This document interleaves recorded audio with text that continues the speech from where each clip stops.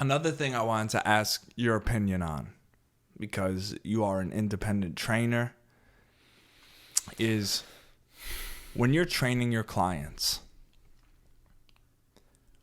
do you ever have them come into the session and assess where they're at? Like, you might not do it physically, but you, in your mind, say, how is this person's mood on a scale of 1 to 10? All the time. Right? And you might say, she's looking like a 4 or 5 right now. I could tell she had a rough night. And then is your goal during the session, I want her to leave at a 9 or a 10. I want her to come in as a 4 and leave as an 8. Well, that's a good question. This is what I do. So this is why I communicate with most of the people that I work with on the daily. And I ask them how they are, how their day go. Because whatever they tell you, and if they say good, I'm like, oh, okay. No, I hope that they elaborate on it a little bit or tell me a little bit about what happened. Because that's how the next session is going to go with the workout. So if they had a really, really, really rough day, whether it was family, business, environment, whatever it may be, they're gonna be in a certain state of mind. They're gonna need to hit shit. So I go, the first thing we do is box.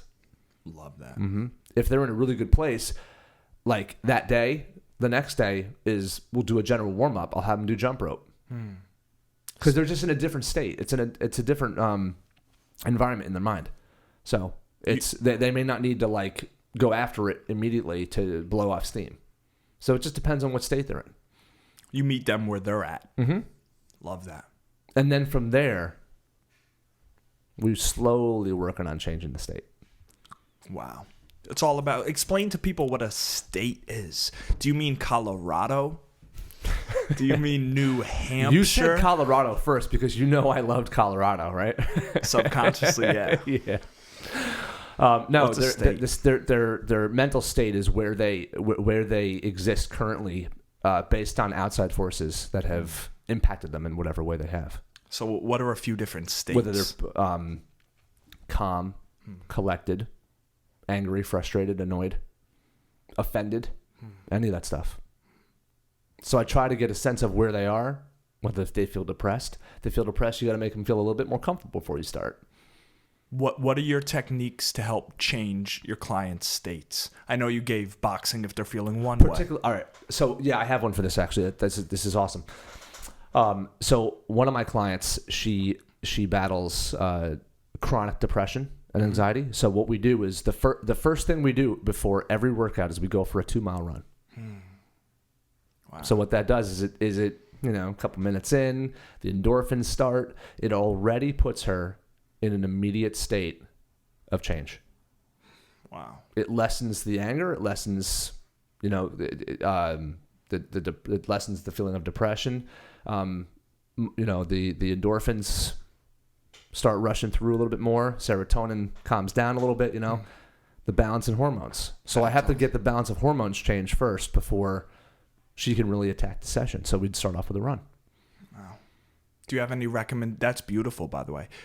Do you have any recommendations for people that have a hard time getting into workouts? Maybe they're unaware of what state they're in and running doesn't work, biking doesn't work. Like, do you have recommendations on how people can maybe get their state to a more healthy place, pre-workout type of thing? Everybody knows what state they're in, always. It's just a matter of getting them to express it so that you can help slowly change it. Because not everybody wants to talk about it. They want to remain quiet if they feel, anxiety. Not everybody wants to share right away. So and it might take a little bit longer, but it's not just like what I do. It's not just about going there and have people do squats and burpees. It's about making them feel like someone's got their back, even in their most intense, vulnerable positions. So in your opinion, give people a little tidbit of what they can do or a suggestion on how they can change their mindset going into the next day. If they're in let's say a state of confusion about anything that night before they go to bed. I think something people have to be very cognizant about is your mood before you go to bed is going to greatly impact your dreams, how you sleep, and therefore how you wake up the next morning.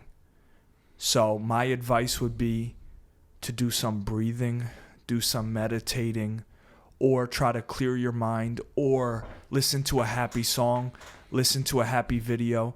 Try to get kind of calm or happy before you go to sleep, because I think it will greatly benefit you for the next morning. I like your the music suggestion. Music is powerful. Yeah. That's good. Yeah, you're a big music fan, right? Not as much as you, but I am. Yeah. It's powerful is what you're saying. It's music, and music changes lives by itself. It does. It puts people in a different state. It could be your favorite 4-minute song. Literally. It could be a 30-second clip of something. It could be anything. Turn on Happy by Pharrell. You know what I mean? Put on some like Christmas lights in your room. Turn on Happy by Pharrell. Spray some lavender or some sage. So basically, put some effort into changing one of the environments that surround you. You said it best. Just one. One. It could be any one of the 5 senses. It could be a smell that makes you happy, a sound that makes you happy. Eucalyptus is great. Lavender. Lavender is good for at night too. Lavender. I do it every night. Mm-hmm. I love it. You know it. I do. It calms you. Because smells... Everything you say is true. That's false. Oh, man. Well, Brandon, you dropped a lot of knowledge, man. I appreciate the knowledge you dropped because it helps me. And I hope who's ever watching appreciated episode 4. Tell them the name. I just like talking about it. Passion Project. That's the name. Mm-hmm. The new name is Passion Project. Yeah. Yeah. We're helping people to discover their callings and passions. And just discussing our take on it. Our take. Mm-hmm. And laughing. A little bit. Yeah, to have a little bit of comedy, you know? That's it. See, I think I'm funnier than I am, which makes it funny. In reality, I'm really not that funny. Yeah, neither am I. But you thinking you're funny. I won't quit my day job. Nah. Hey, man, if you did, I would try to make this go big. Now, don't suck up, all right? Yeah. 2 funny people who know they're not funny, but that's what makes it funny. And we hope someone could laugh at it. With a cool green light behind us. Yeah, that's it.